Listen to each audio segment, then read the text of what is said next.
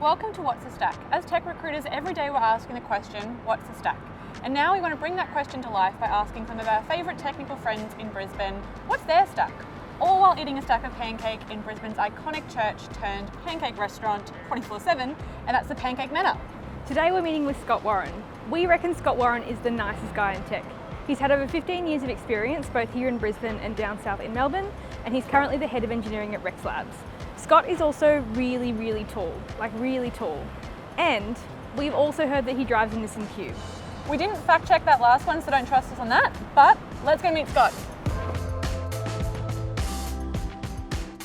Thank you so much. Welcome to What's the Stack? Thank you, it's great to be on What's the Stack. To kick us off, what is the stack in front of you today? It is a macadamia nut ice cream and maple syrup. And Scott, what is your tech stack? Tech stack at Rexlabs is, we've got Laravel, or PHP Laravel, and then on the front end we've got React and TypeScript. Postgres, really, mainly. Yeah. What's it like being so tall? Well, it depends when you ask me that question. When I'm walking underneath a house and banging my head on every beam, not so great. When I'm at a festival, amongst the crowd, very handy. Give us the elevator pitch of your career so far. So how did you get to where you are today? I studied commerce at uni, but then went overseas, as most do after uni. Took a bit of a break, and then I came back and I was actually working. I didn't really know what I wanted to do. I knew I didn't want to go into finance or anything like that. But I loved tech. So I ended up working in the call center at What If when I got back. As sort of, I had a few friends at What If, and I was sort of tossing up where I was going to go with my career. And I ended up, there was an opportunity. I was tossing up between like going back to uni and doing, to become a software engineer.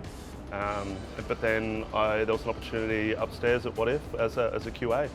And then, I worked there for a number of years before I decided that I was like, look, I just wanted a break. And actually, when I went overseas the first time, I was a dog sled guide. So I had this, I just fell into it, right? But I had this dream of just going back and doing 3 months just dog sledding and snowboarding.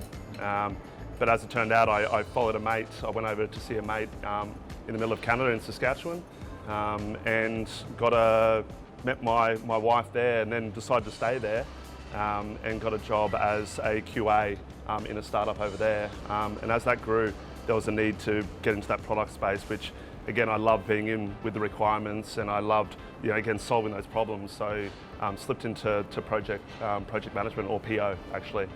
And then from there, it was sort of stayed over there for 4 years, and that business grew from about 10 people to about 175 by the time I left.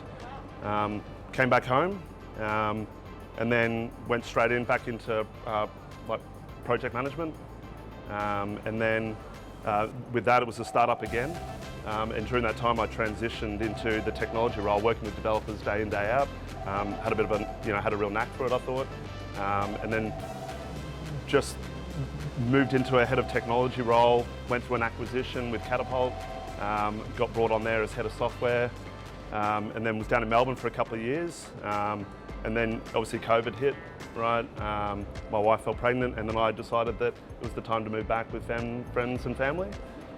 So then got a job at Rex, and here I am. You've mentored, you've built up people in your team, and have had that experience as a manager. What advice would you give for developers in the first 5 years of their career? I think it's be patient and realise that actually as you go through, that's your learning opportunity. Slow down. I mean, as hard as it is, right? Because everyone wants to keep pushing forward and wants to progress. But now there's a real strong sense that I get where people are leaving university or just getting into the tech scene, and they're straight away wanting to go from this junior to senior very quickly, right? But I think that the important piece is the experience you gain along the way. I've learned a hell of a lot during my career, and I don't think without living those situations, whether they're making the right move or the wrong move. I think it's you can only learn that through years, right? So just be patient. Spend those first years like just learning, reading. And what advice would you give to short developers in the first 5 years of their career? I love that you're dedicated to answering this. Just grow, just grow. Yeah. As a person, Height-wise. as a human, yeah, wear big-soled shoes. Tell us about Rexlabs. So you've been there for a little bit now? 6-7 months. Yep. So not a huge amount of time. Like I love it. Yep. Honestly, I came up from when I was down in Melbourne. I was looking for a role to come up into. I actually was getting hit up for a few little things that didn't really tickle my fancy. And a job posting was for Rexlabs. But I at the time when I was thinking about what I wanted to do, like it was really in that people side. I just really wanted to focus on the general well-being of devs and create a culture and a buzz. And I wrote down these things on a bit that I was looking for, and then the ad for Rexlabs came up, and it was sort of like almost word for word. Like it was a bit crazy that it came up. It was just like amazing. What's been your biggest tech fail? As a manager, I've had plenty of fails, right? Yeah. I think from that standpoint, that's an easy one. It's like overworking people, right? When I was younger, it was always like, guys, we've got to get this out. We've got to really, like, let's keep working. And then when people would go home, I'd be like, oh, why are they leaving? Come on, guys, come together. But it's that's been the one that comes back in my head all the time. Those examples. I think it's more about like then it's planning and being able to execute and committing to what you can actually get done within the standard 9 to 5. That's the goal, right? If we can do that, that's brilliant. I was once on a bus with Gladys Berejiklian.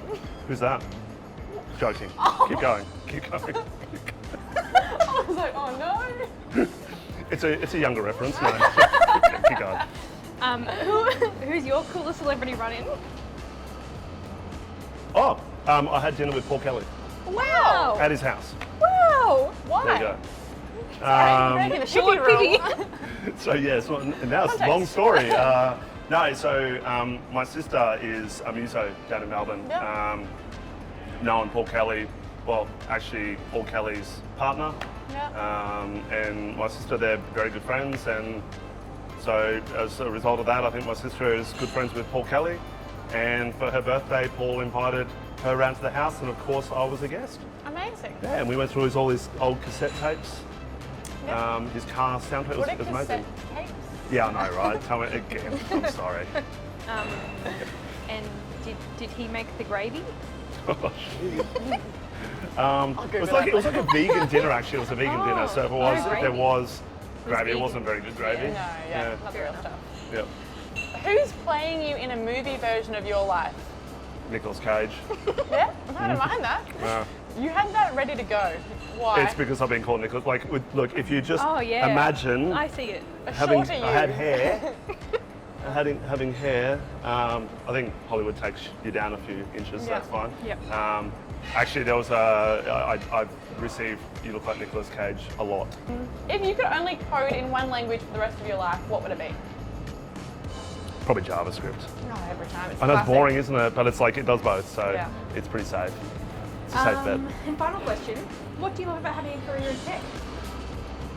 That's it. One more question. This is it. This is the finale. You take your time with it. Like I think it touches on what we sort of spoke about before. It's always changing, always evolving. New ways of doing things. Everybody does things differently. I don't think I've stopped learning the whole time. It is tiring at times, but it's exciting, right? Beautiful. Thanks for coming. We did it. We did it. Yes.